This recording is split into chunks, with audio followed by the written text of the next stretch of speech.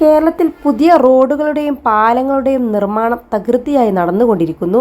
റോഡുകളും പാലങ്ങളുമൊക്കെയായി കേരളം വികസനത്തിന്റെ ചിറകിലേറുകയാണ്. ഒരു വശത്ത് ദേശീയപാത 66ന്റെ നിർമ്മാണം തകൃതിയായി പുരോഗമിക്കുമ്പോൾ മറുവശത്ത് ഇടറോഡുകളും പാലങ്ങളുമൊക്കെയായി സുന്ദരമായി പോകുന്നു.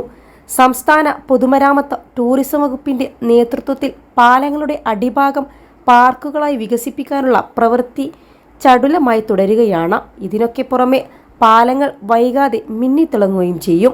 സംസ്ഥാനത്തെ പാലങ്ങൾ ദീപാലങ്കൃതമാക്കാനുള്ള പദ്ധതിയുമായി ടൂറിസം വകുപ്പാണ് മുന്നോട്ട് നീങ്ങുന്നത്.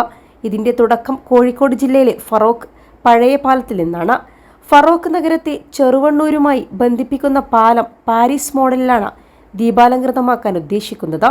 ഇതിനു മുന്നോടിയായി പാലത്തിന്റെ നവീകരണം പൂർത്തീകരിച്ചിരിക്കുന്നു. പാലത്തിന് പുതിയ ഇരുമ്പ് കമാനം സ്ഥാപിച്ചിട്ടുണ്ട്. കൂടാതെ ഇരുമ്പ് ചട്ടക്കൂട് പുതുക്കി പണിയുകയും ചെയ്തു. പാലത്തിന്റെ ഇരുവശത്തെയും നടപ്പാതയിൽ ഇന്റർലോക്കും ഇറക്കിയിട്ടുണ്ട്. ഫറോക്ക് പഴയ പാലം ദീപാലങ്കൃതമാക്കി ടൂറിസ്റ്റ് കേന്ദ്രമാക്കി മാറ്റാനാണ് സംസ്ഥാന ടൂറിസം വകുപ്പിന്റെ ലക്ഷ്യം. കേരളത്തിൽ ആദ്യമായി ദീപാലങ്കൃതമാക്കുന്ന പാലങ്ങളുടെ പദ്ധതിയുടെ തുടക്കം കുറിക്കുന്നത് ഈ ഫറോക്ക് പഴയ പാലത്തിൽ നിന്നാണ്. പൊതുമരാമത്ത് ടൂറിസം വകുപ്പ് മന്ത്രി PA മുഹമ്മദ് റിയാസാണ് ഇക്കാര്യം വെളിപ്പെടുത്തിയത്. ചാലിയാറിന്റെ കുറുകെയുള്ള ഫറോക്ക് പഴയ പാലത്തിന് ഒട്ടേറെ ചരിത്രപരമായ പ്രത്യേകതകളുണ്ട്. നമ്മുടെ രാജ്യത്തിന്റെ സ്വാതന്ത്ര്യസമര പോരാട്ടത്തിന്റെ ബ്രിട്ടീഷ് ഒത്തുകൂടിയ ഇടമാണിവിടെ.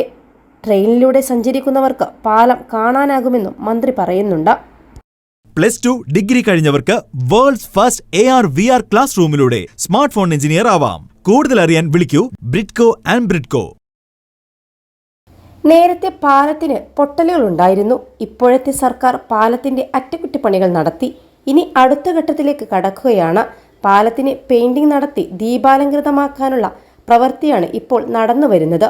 പ്രവൃത്തി പൂർത്തീകരിക്കുന്നതോടെ ജനങ്ങൾക്ക് രാവിലെ നടക്കാനും സന്ധ്യാസമയങ്ങളിൽ കാഴ്ചകൾ കാണാനും ആസ്വദിക്കാനുമുള്ള അവസരമുണ്ടാകും. ചാമ്പ്യൻസ് സ്പോർട്സ് ലീഗ് വള്ളംകളിയുടെ വേദിയായിരുന്നു ഇവിടെ. ചാലിയാർ നേരെ അറബിക്കടലിലേക്ക് കിടക്കുന്നു. ബേപ്പൂർ ഇതിന്റെ തൊട്ടടുത്താണ്. ഒട്ടേറെ പ്രത്യേകതകളുള്ള ഈ പാലം ദീപാലങ്കൃതമാക്കുന്നതോടുകൂടി ഇതൊരു ടൂറിസ്റ്റ് കേന്ദ്രമായി മാറും എന്നുള്ള പ്രതീക്ഷയിലാണ്. വിവിധയിടങ്ങളിൽ നിന്ന് ആളുകൾ വരുമെന്നും മന്ത്രി പ്രതീക്ഷ പറയുന്നുണ്ട്. കേരളത്തിലെ നിരവധി പാലങ്ങളെ ദീപാലങ്കൃതമാക്കി മാറ്റുന്ന പദ്ധതിയുടെ തുടക്കമാണ് ഇതിലൂടെ. വിദേശ രാജ്യങ്ങളിൽ നമ്മൾ ഇത് കണ്ടിട്ടുണ്ട്. അത് നമ്മുടെ നാട്ടിലേക്കും കൂടി കടന്നു വരികയാണ്.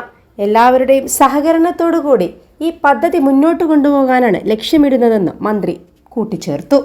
21 ലക്ഷത്തോളം സന്തുഷ്ടരായ ഉപഭോക്താക്കളും 2 ലക്ഷത്തോളം തിമിര ശസ്ത്രക്രിയകളും പൂർത്തിയാക്കിയ മലബാറിലെ ഏക കണ്ണാശുപത്രി അൽ സലാമ ഹൈ ഹോസ്പിറ്റൽ റോഡ് പെരിന്തൽമണ്ണ.